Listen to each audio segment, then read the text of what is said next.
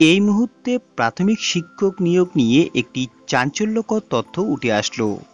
প্রাথমিক শিক্ষক নিয়োগে হয়েছে ভুয়ো ইন্টারভিউ, হয়েছে 15 কোটি টাকার লেনদেন, এমন ওই বিস্ফোরক দাবি তুলল সিবিআই। হ্যাঁ বন্ধুরা, এই আপডেটটি কিন্তু আজকে উঠে আসলো। তো বিস্তারিতভাবে জানতে হলে অবশ্যই ভিডিওটিতে প্রথম থেকে শেষ পর্যন্ত সঙ্গে থাকবেন এবং চ্যানেলে নতুন হলে অবশ্যই চ্যানেলটিকে সাবস্ক্রাইব করে ভিডিওটিতে একটি লাইক দেবেন। তো চলুন ভিডিওটি শুরু করি। প্রাথমিক শিক্ষক নিয়োগে ভুয়ো ইন্টারভিউ নিয়ে লেনদেন কি 15 কোটি হয়েছে? সিবিআই এর সূত্রের দাবি, তাপস মণ্ডলের বয়ানে জানা গিয়েছে যে কুন্তল ঘোষ হাজারখানেক অযোগ্য প্রার্থীর কাছ থেকে প্রাথমিক শিক্ষকের চাকরির প্রতিশ্রুতি দিয়ে 2 থেকে 3 লক্ষ টাকা অগ্রিম নিয়েছিল।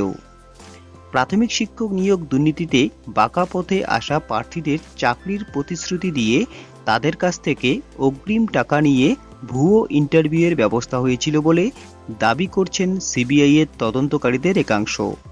তাদের দাবি করা, শিক্ষা দপ্তরের আধিকারিক ও কর্মচারী সংগঠনের নেতাদের যোগসাজশে কয়েক মাস ধরে চলছিল ওই ইন্টারভিউ। এক তদন্তকারী অফিসার জানান, সম্প্রতি উঠে আসা ইন্টারভিউয়ের প্রার্থীদের নামের তালিকা মামলার পরবর্তী শুনানিতে আদালতে পেশ করার সম্ভাবনা রয়েছে।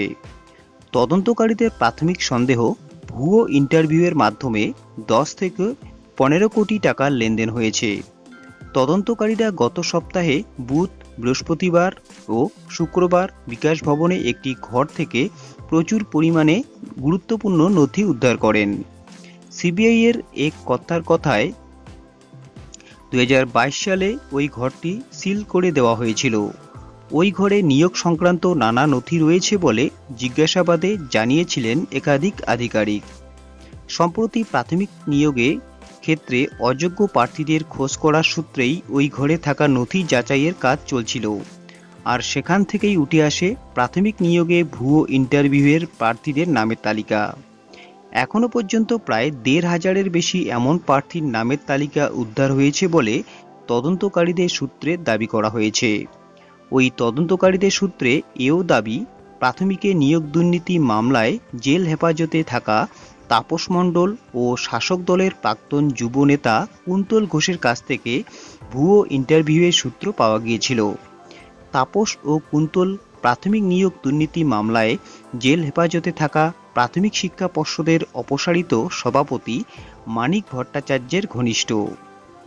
তো বন্ধুগণ, দেখতেই পারলেন প্রাথমিক শিক্ষক নিয়োগ নিয়ে আজকের এই আপডেটটি। তো আজকের আপডেটটি এই পর্যন্তই। আপডেটটি ভালো লাগলে অবশ্যই একটি লাইক করবেন। তার সঙ্গে পরবর্তী আপডেটগুলি সবার আগে পাওয়ার জন্য অবশ্যই চ্যানেলটিকে সাবস্ক্রাইব করবেন। তো আজকে এখানেই, ভালো থাকবেন, সুস্থ থাকবেন।